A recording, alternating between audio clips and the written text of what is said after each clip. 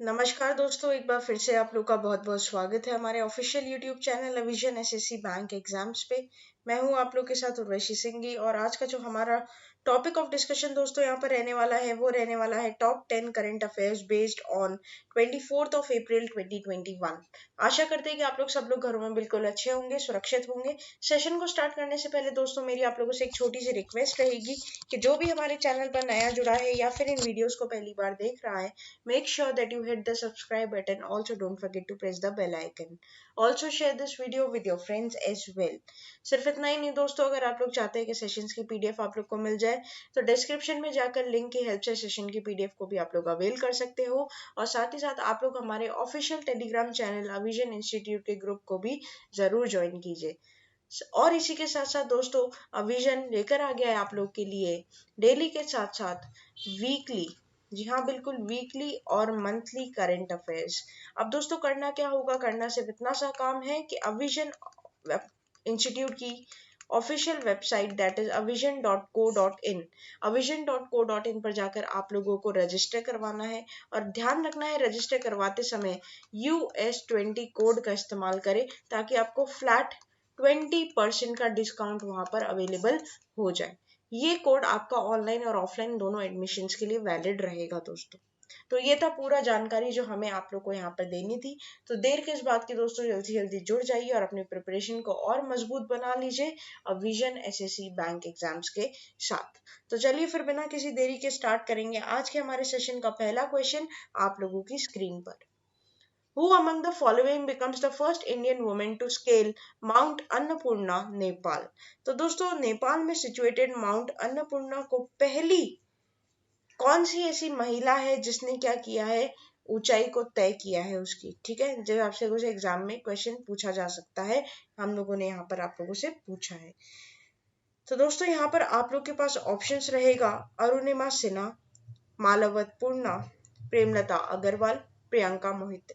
Here the correct option will be option number D, that is Priyanka Mohit, right. तो यहाँ पर प्रियंका मोहित क्या बन जाएंगी, पहली ऐसी महिला बन जाएंगी जिन्होंने माउंट अन्नपूर्णा की ऊंचाई को तय किया है। अब ये माउंट अन्नपूर्णा कहाँ पर है दोस्तों, तो ये नेपाल में है, ये बात आपको ध्यान रखनी है। जैसे कि आप लोग इनकी फोटो भी यहाँ पर देख पा रहे हैं।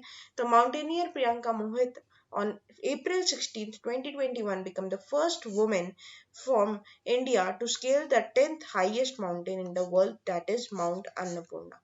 Mount Annapurna दोस्तों पूरे विश्व का 10th highest mountain माना जाता है। She also holds the record of being the first Indian woman to scale the Mount Makalu. तो दोस्तों माउंट मकालू पर चढ़ने वाली, उसकी ऊंचाई को तय करने वाली पहली महिला भी प्रियंका मोहित ही थी। The fifth highest mountain range in the world with 8,485 meters, the 26-year-old mountaineer from Maharashtra had achieved the feat in May 2019. Right, तो ये बात आप लोग इधर क्या करेंगे, ध्यान रखेंगे। बात करते दोस्तों यहाँ पर आप लोग के मन में क्वेश्चन आ रहा होगा कि ये माउंट अन्नपूर्णा, जी हाँ बिल्कुल, माउंट अन्नपूर्णा जो है इसका जो हाइट है वो कितना है, तो दोस्तों ये है आपका 8,000 मीटर्स की पीक, राइट। तो 8,000 मीटर्स की ये पीक है जिनको इन्होंने क्या किया है दोस्तों यहाँ पर अचीव किया है। ये सातारा की रहने वाली है, वेस्टर्न महाराष्ट्र में। नेक्स्ट चलते हैं क्वेश्चन नंबर 2 की तरफ। और क्वेश्चन नंबर 2 हमें क्या बोलेगा दोस्तों, ये देखेंगे। Which state has released first tranche of 672 crores under the Jagan विद्या देवना स्कीम? तो जगन विद्या देवना स्कीम जो है दोस्तों, उन्होंने ट्रांच रिलीज किया है 672 करोड़ रुपए का। तो ये कौन सी ऐसी स्टेट है जिसने ऐसा किया है, ठीक है, ये आपसे यहाँ पर पूछता है। ऑप्शन है आप लोग के पास Karnataka, Telangana, Andhra Pradesh, Tamil Nadu. Here the correct option will be option number C, that is Andhra Pradesh. ठीक है दोस्तों, तो ये आंध्र प्रदेश क्या हो जाएगा, यहाँ पर इसका करेक्ट ऑप्शन हो जाएगा। बढ़ते आगे, बात करते हैं इसकी पूरी डिटेलिंग यहाँ पर हम लोग लेंगे एक एक कर। Chief minister YS Jagan Mohan Reddy कहाँ के चीफ मिनिस्टर हो जाएंगे दोस्तों, ये आंध्र प्रदेश के। On Monday released the first installment of fee reimbursement under Jagan Vidya Devna scheme amounting nearly 672 crores. तो यहाँ पर दोस्तों क्या हो रहा है, यहाँ पर इसका सबसे पहले तो मैं आप लोग को बता दूं कि ये जो आपका बनाया गया है, ये जो स्कीम बनाई गई है, स्कीम का मेन मकसद क्या है। तो यहाँ पर इस स्कीम का जो मेन मकसद आप लोग का हो जाएगा वो क्या हो जाएगा कि जितने भी बच्चे हैं जो कि पढ़ नहीं पाते या फिर जिनके पास पैसे नहीं है पढ़ने के, उन्हें क्या दी जाए, स्कॉलरशिप दी जाए। उनकी फीस को क्या कर दिया जाए, रेम्बर्स कर दिया जाए, ताकि उन्हें जितनी भी फाइनेंशियल प्रॉब्लम्स है उनका सामना ना करना पड़े। ठीक है, तो ये स्कीम को लेकर यहाँ पर आया है कौन, आंध्र प्रदेश आगे आया है। दोस्तों आगे पढ़ते, the money was directly transferred into the bank accounts of the mothers of 10.88 lakh students pursuing their higher studies। उन बच्चों की माताओं के डायरेक्टली बैंक अकाउंट में पैसे रेम्बर्स हो जाएंगे और ऑलरेडी 10.88 लाख स्टूडेंट्स का ऐसा हो चुका है जो कि हायर स्टडीज कर रहे हैं। On the occasion, Mr. Jagan Mohan Reddy said the scheme has been designed to make education accessible to the poor, that education was the real wealth which could give the future generations, right? इनका मानना है कि दोस्तों आज के time में अगर कोई भी माँ बाप अपने बच्चे को सबसे अच्छी चीज प्रोवाइड कर सकता है तो उनकी पूरी लाइफ में आगे काम आए वो नॉलेज ही है। ठीक है, education can could eradicate poverty and change their life. Education के थ्रू, उसकी हेल्प से वो अपनी गरीबी को मिटा सकते हैं और अपनी आने वाली पुश्तों को और खुद की लाइफ को क्या कर सकते हैं, सुरक्षित कर सकते हैं, ऐसा मानना है, जो कि ये बहुत सच बात भी है। तो ये था हमारा यहाँ पर क्वेश्चन नंबर 2, जिसकी हमने यहाँ पर डिटेलिंग दी है। आपसे सीधा सीधा क्वेश्चन एग्जाम में पूछ लिया जाएगा, बताइए कौन सा ऐसा राज्य है जिसने जगन विद्या देवना स्कीम चालू की है, तो वो आपका हो जाएगा आंध्र प्रदेश। नेक्स्ट चलते हैं क्वेश्चन नंबर 3 की तरफ। और क्वेश्चन नंबर 3 हमें क्या बोलेगा दोस्तों, ये देखेंगे। Water Sports and Adventure Institute of Indo-Tibetan Border Police ITBP established at Nagarjun Sagar Dam, Tehri Dam, Bakhra Nangal Dam और Hirakund Dam. Here the correct option will be option number B, that is Tehri Dam. तो दोस्तों सबसे पहले हमें आगे बढ़ने से पहले Indo Tibetan border police, right, तो आईटीबीपी के बारे में जरूर बात करना चाहिए। तो आईटीबीपी के बारे में बात करेंगे अगर, तो इसको फाउंड कब किया गया था, इसको फाउंड किया गया था दोस्तों 1962 में। ठीक है, साथ ही साथ इसका हेडक्वार्टर कहाँ है ये आप लोगों के लिए इंपॉर्टेंट रहेगा। इसका हेडक्वार्टर आपका हो जाएगा न्यू दिल्ली में। और साथ ही साथ इसके डायरेक्टर जनरल का नाम क्या है, तो उनके डायरेक्टर जनरल का नाम हो जाएगा SS देसवाल। ठीक है, ये बात आपको यहाँ पर ध्यान रखनी होगी। पढ़ लेते हैं इसके बारे में, पूरी डिटेलिंग ले लेते हैं। Union minister of state and sports हमें पता ही है कौन है, Kiren Rijiju, along with the chief minister Tirath Singh Rawat. Tirath Singh Rawat कौन है दोस्तों, तो उत्तराखंड के चीफ मिनिस्टर हैं दोस्तों, ये न्यूली अपॉइंट हुए हैं। ठीक है ना, ये बात ध्यान रखना है, ये भी आपके करंट एग्जाम के लिए, करंट अफेयर्स के एग्जाम के लिए इंपॉर्टेंट रहेगा, एग्जाम के व्यू पॉइंट से भी इंपॉर्टेंट रहेगा। उत्तराखंड के चीफ मिनिस्टर जो नए बने हैं उनका नाम क्या है, Tirath Singh Rawat. Inaugurated the water sports and adventure institute WSAI at Koti colony in the Tehri dam reservoir. Training in kayaking, rowing, canoeing, water skiing, paragliding, parasailing, scuba diving, paddle boating, speed boating, kite surfing, jet ski, etc. will also be provided at this institute. Apart from this, water rescue and life-saving courses will be conducted here. It has been targeted to train at least 200 youth in water sports at this institution every year. तो यहाँ पर दोस्तों ये सारे प्रकार के खेल यहाँ पर सिखाए जाएंगे और साथ ही साथ इनका टारगेट है कि ये हर साल 200 युवक युविकाओं को क्या करेंगे, ट्रेन करेंगे। तो ये बहुत अच्छी बात है, एग्जाम में डायरेक्टली क्वेश्चन पूछा जाएगा आप लोगों से। पहली बात तो आप लोगों का आईटीबीपी के ऊपर, साथ ही साथ इस खेल को कौन से डैम के ऊपर खेला जाएगा, तो दैट इज टेहरी डैम। कहाँ पर है, उत्तराखंड में। उत्तराखंड से रिलेटेड सारी चीजें आप लोग को पता होनी चाहिए दोस्तों। ठीक है, ये भी बात ध्यान रखना। सीएम का, गवर्नर का नाम आपको यहाँ पे याद होना चाहिए। और साथ ही साथ हमारे मिनिस्टर ऑफ स्पोर्ट्स कौन है, तो किरण रिजिजू। नेक्स्ट चलते हैं क्वेश्चन नंबर 4 की तरफ। और क्वेश्चन नंबर 4 हमें क्या बोलेगा, ये देखेंगे। तमिलनाडु's dash become the India 68 chess grandmaster। तो दोस्तों आप लोग को बताना है कि तमिलनाडु में ऐसे कौन से पर्सन है जिनको 68 इंडियन ग्रैंड मास्टर का खिताब मिला है। संतोष गुजराती, अर्जुन कल्याण, SP सेतुरमन, सूर्यशेखर गांगुली है। The correct option will be option number B, that is Arjun Kalyan. Very very important. Tamil Nadu के रहने वाले अर्जुन कल्याण को 68th इंडियन ग्रैंड मास्टर का खिताब दिया गया है दोस्तों। 18 साल के हैं उम्र में, चेन्नई से बिलोंग करते हैं। 2500 ELO mark after scoring win over the Dragan Kosic in the 5th round of ongoing round robin Rujna Zora 3 in Serbia, right. तो यहाँ पर आपको बस क्या ध्यान रखना है, यहाँ पे इनका नाम ध्यान रखना है, कहाँ से ये बिलोंग करते हैं और साथ ही साथ इनको कौन से एडिशन का ग्रैंड मास्टर बनाया गया है दोस्तों, ठीक है। अच्छा, बात करते हैं वर्ल्ड चेस फेडरेशन की, तो उसका हेडक्वार्टर आपका कहाँ पर हो जाएगा, स्विट्जरलैंड में। ये भी बात आप लोग ध्यान रखिएगा। नेक्स्ट चलते हैं क्वेश्चन नंबर 5 की तरफ। क्वेश्चन नंबर 5 हमें क्या बोलेगा ये देखेंगे। Who among the following has been roped in as the brand ambassador of Puma? तो दोस्तों आप लोगों को यहाँ पर बताना है कि प्यूमा ने रिसेंटली किसे अपना ब्रांड एम्बेसडर घोषित किया है। वॉशिंगटन सुंदर, Devdutt Padikkal, Ajinkya Rahane, both A and B. Here the correct option will be option number D, that is both A and B. तो सुंदर को और पड्डिकल को दोनों को ही यहाँ पर ब्रांड एम्बेसडर बनाया गया है, किसका, प्यूमा का दोस्तों, जैसे कि आप लोग देख भी पा रहे हो, राइट।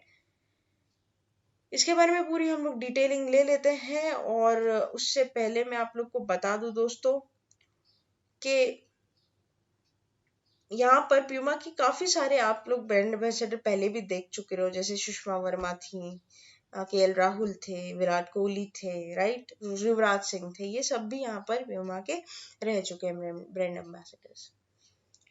तो यहाँ पर जैसे कि आप लोग पढ़ पा रहे हो, global sportsman brand Puma has sign long term endorsement deals with the Washington Sundar and Devdutt Padikkal. The duo will join in the company roster and brand ambassador that include Virat Kohli, KL Rahul, ठीक है, Sushma Verma, Yuvraj Singh. Puma India, which recently announced its partnership with RCB Royal Challengers Bangalore, has been consistently investing in India's sports ecosystem, right? तो यहाँ पर आपका directly question क्या बन जाएगा, directly question बन सकता है कि प्यूमा ने किसे बनाया है, तो आपको ध्यान रखना है इन दोनों को अभी रिसेंटली ब्रांड एम्बेसडर का खिताब दिया गया है। नेक्स्ट चलते हैं क्वेश्चन नंबर 6 की तरफ, और क्वेश्चन नंबर 6 हमें क्या पूछेगा ये देखेंगे। NASA's experimental helicopter Ingenuity is the first powered control flight of an aircraft on dash Venus, Jupiter, Mars, Saturn.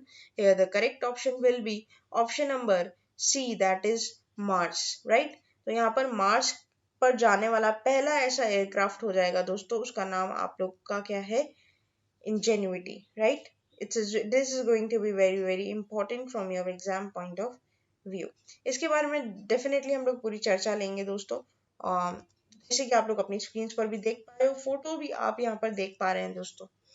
US agency NASA has successfully viewed a tiny robotic helicopter Ingenuity, very very important name, on Mars on April 19, 2021, becoming the first human-made machine to take flights on another planet.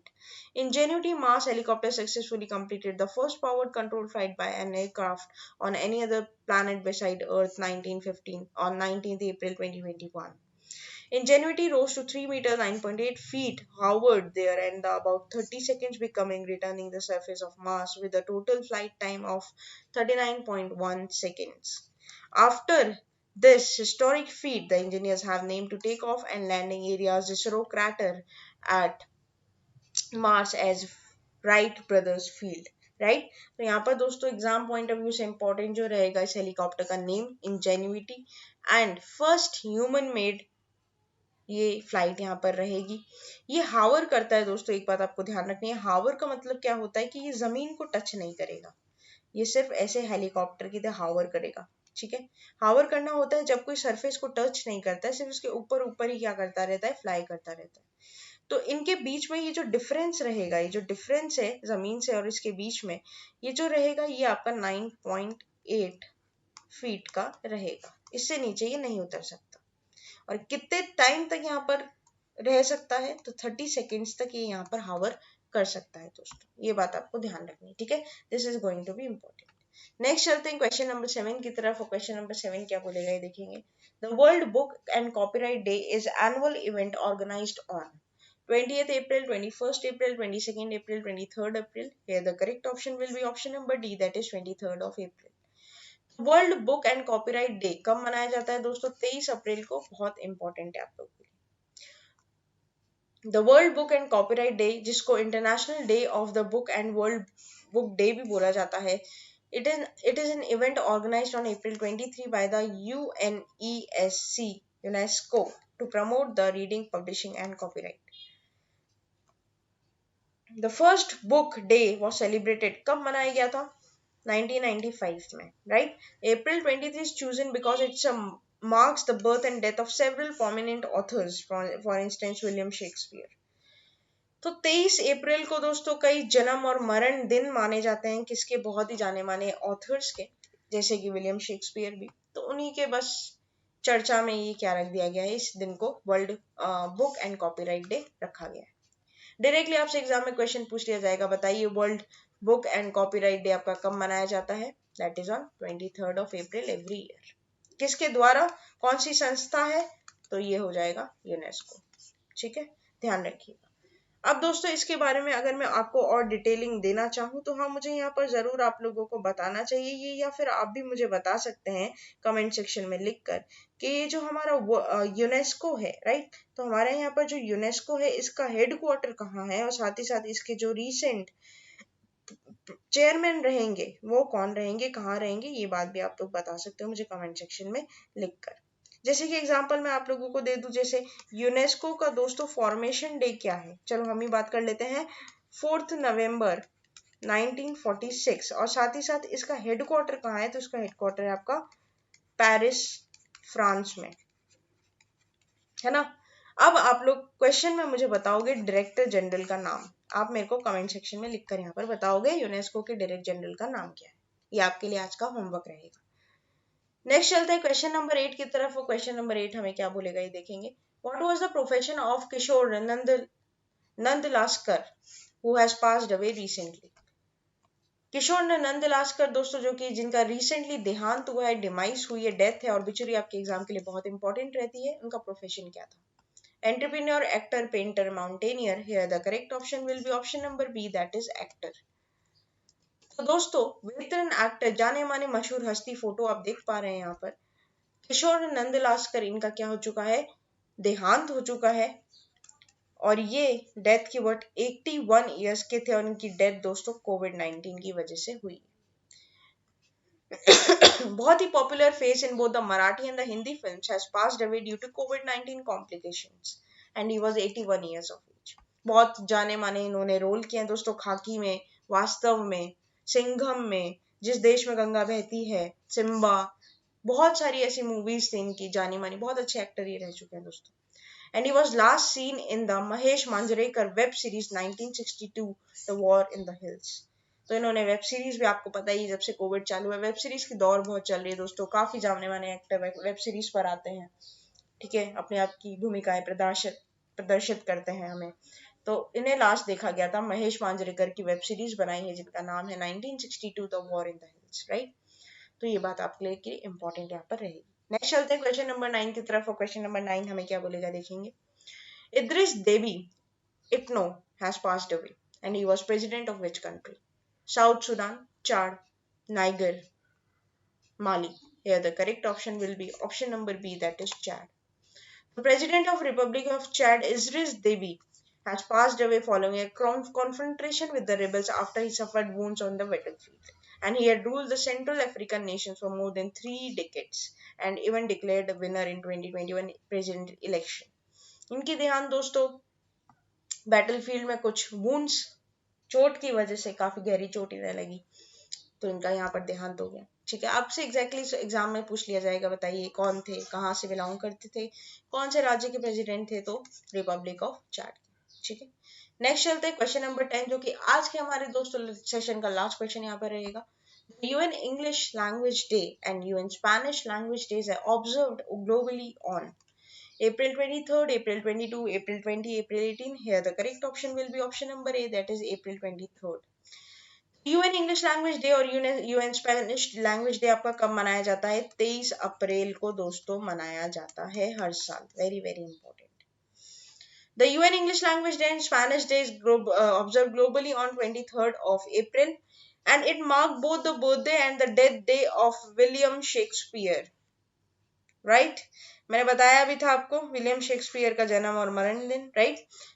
Both Spanish language they has chosen because the day is also observed the Hispaniola Day in the Spain, meaning the Spanish speaking world, right? तो जैसे कि आप लोग को ध्यान रखना है exam point of view से कि कब मनाया जाता है, तो 23 अप्रैल को मनाया जाता है दोस्तों। तो ये था पूरा हमारा टॉप 10 करंट अफेयर्स का सेशन। आशा करते हैं कि सेशन आप लोग को अच्छा लगा होगा। अच्छा लगा है तो लाइक करना मत भूलिएगा, चैनल को तुरंत ही सब्सक्राइब कर लीजिए और साथ ही साथ बेल आइकन को जरूर प्रेस कर दीजिएगा कि तब जब भी मैं यहाँ पर वीडियो अपलोड करूँ दोस्तों, नई नई करंट अफेयर्स की, नई नई न्यूज की, तो उसका नोटिफिकेशन सबसे पहले आप लोग के फोन स्क्रीन पर आ जाए। साथ ही साथ अगर आप लोग किसी भी टॉपिक के ऊपर ब्रीफली डिस्क्रिप्टिव वीडियो चाहते हो तो हमें वो टॉपिक आप कमेंट सेक्शन में लिखकर बता दीजिए। कोई भी टॉपिक हो सकता है, रिसेंटली किसी भी न्यूज पर अगर वो ट्रेंड कर रहा है तो वो टॉपिक का नाम हमें बता दीजिए। जैसे ही मैं आप लोगों से एग्जांपल में बात करूं तो कोरोना वायरस को लेकर इंडियन इकोनॉमी में क्या हो रहा है, अगर आप लोग इसके बारे में जानना चाहते हो तो मुझे कमेंट सेक्शन में लिखकर बताओ। हम उसके ऊपर आपको डिस्क्रिप्टिव वीडियो जरूर प्रोवाइड करेंगे, बताएंगे कि किस तरीके से देश की अर्थव्यवस्था हिल चुकी है कोरोना वायरस से, और आगे आने वाले समय में जो सेकेंड स्ट्रेन है वो किस तरीके से हमारे इंडियन इकोनॉमी को नुकसान पहुंचा सकता है, इसके बारे में भी चर्चा करेंगे। तो फिर तब तक बने रहिए हमारे साथ आगे आने वाले और फ्रूटफुल वीडियोस के लिए, और ज्यादा से ज्यादा शेयर कीजिए इन वीडियोस को अपने रिलेटिव्स के साथ, फ्रेंड्स के साथ, ताकि उन्हें भी इन सब वीडियोस का ज्यादा से ज्यादा फायदा हो सके।